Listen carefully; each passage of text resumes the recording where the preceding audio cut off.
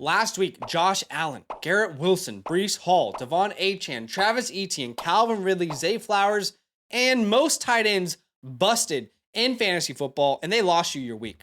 In this video, I'm bringing you 5 names that could do the same. 5 guys that I get bubble guts thinking about starting.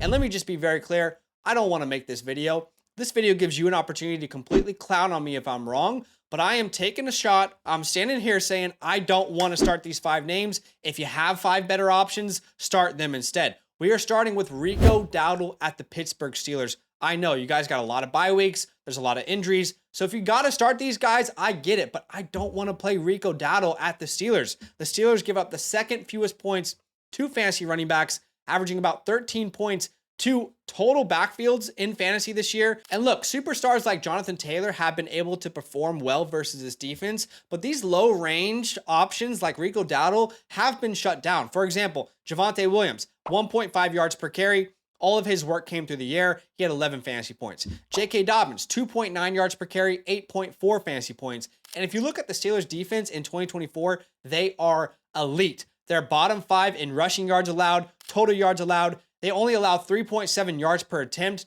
and they only give up less than 2 touchdowns per game as a defense to opposing offenses. And no, I get it. Like, everyone's talking about Rico Dowds' breakout game versus the Giants last Thursday night, how he caught a touchdown, and how he's going to lead this backfield. Everyone's excited about it. I'm sorry to be the Debbie Downer, but he had 13 PPR points, and 8.5 of those points came from one screenplay where he caught a touchdown that was called a holding. And honestly, in my opinion, that call should have been held up. I don't know why they reversed it, but there was holding for sure. They reversed it. Great for Rico, right? He gets the touchdown, but 8.5 of his points come from that one play. If you wipe out that play, he's only going to have, 4 points? I mean, it would be really rough for him last week. And look, I don't want to take anything away from him. To his credit, he had 11 rushing attempts, which was a season high. But let's be honest here for a second. He's still not playing over 50% of the snaps. They're still rotating in Zeke, Hunter Lebke, the fullback, and Deuce Vaughn. I just don't want to chase a guy who's getting some opportunities in a bad matchup when any one of these guys could get into the end zone. We just know that. I'd rather start names like Trey Sermon, Austin Eckler, Kareem Hunt, Zach Moss, DeAndre Swift, or Najee Harris. All right, the second player I'm not starting, and this is one of the craziest storylines of the year. I refuse to start Mark Andrews versus the Bengals. I just can't do it. I don't have the will. I don't have the willpower to do it anymore.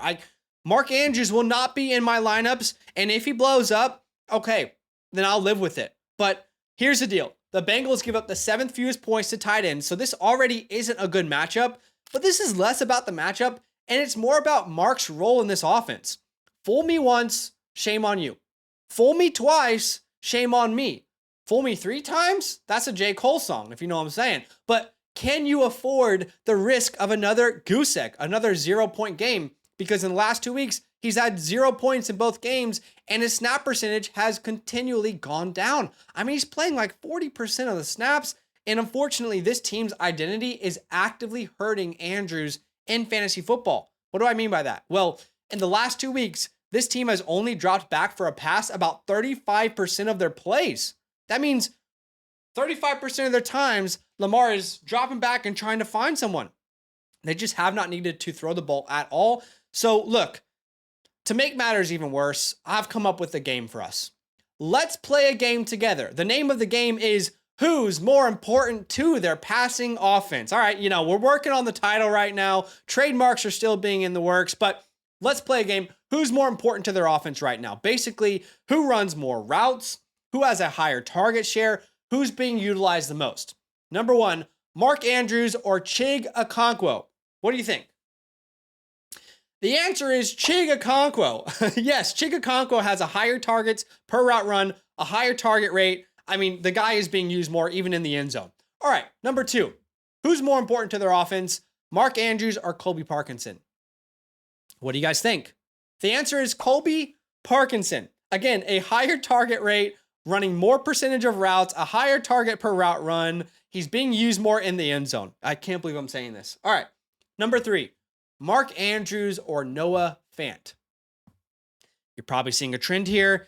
The answer is Noah Fant. Again, Noah Fant being used pretty much in every way more than Mark Andrews. Mark Andrews has a 9% target share on the year in a low volume passing offense. How am I supposed to tell anyone to start Mark Andrews? I just can't do it. I'm sorry. I gotta see it before I put him out there again. I'd rather start Zach Ertz. I'd rather start Pat Freiermuth. I'd rather start Tucker Kraft, who I picked up off the waiver wire this week. I'd rather start Cole Kmet.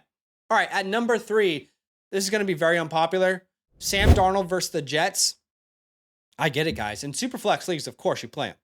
But in one quarterback leagues, I think there are better options this week that you could potentially stream.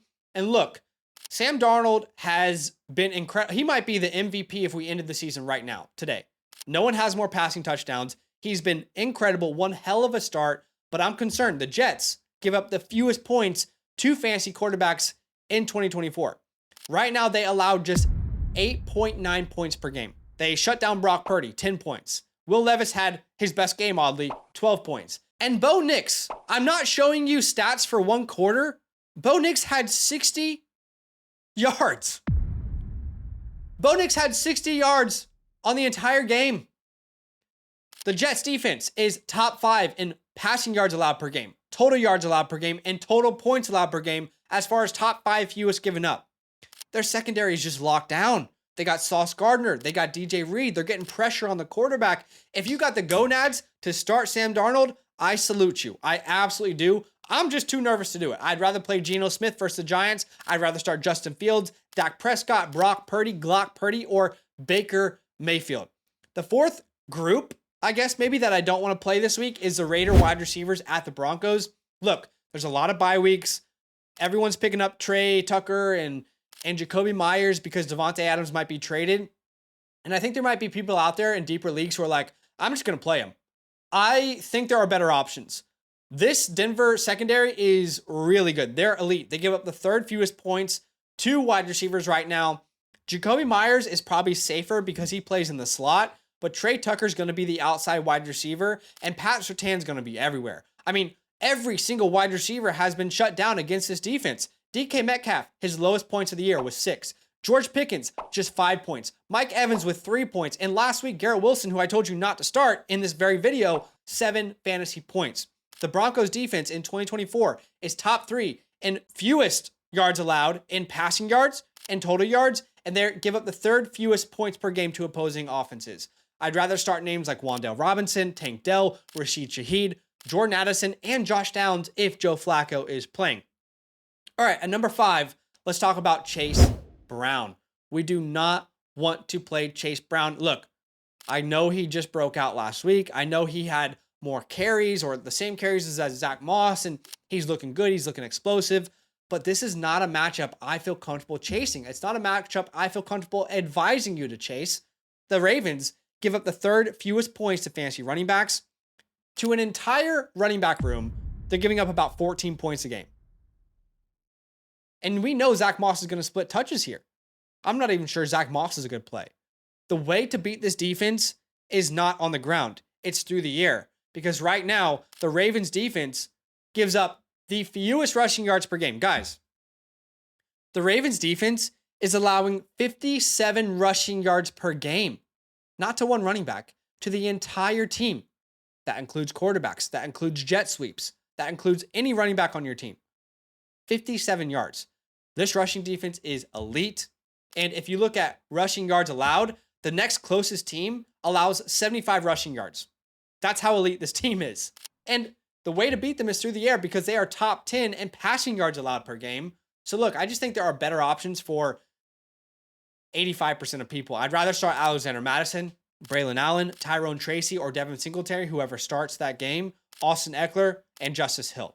So those are 5 names that I'm very nervous to start. I don't personally want to put them into my lineups. Let me know what you guys think in the comments below. And the last thing I'll say, because I have to say it every video, ultimately, I'm just a dude who's a fantasy connoisseur. I just spend way too much of my time researching fantasy football. I cannot predict the future. Of course, anybody can pop off on this video because, as my dad always says, there's a reason they play the game. It's not played on a piece of paper. All right, we know that. But I have a 75% hit rate through 4 weeks. I feel very confident that these are rough starts. And if you have better options, I would lean towards those ways. So I appreciate you watching. The last thing I'll say is if you want some fantasy advice, you want to ask a question about start sits or a trade that you have, or you want us to review your team, check out the link in the pinned comment to our website where you can reach us at any time. I appreciate you for watching. Drop the like, hit the subscribe button if you enjoyed the content, of course, and I'll see you in the next one. Good luck in week number 5. Now that those idiots are done talking, who needs some rankings? Hell yeah, I need some rankings. Then use promo code LAND, LAND, for 30% off any membership at flockfantasy.com. Oh.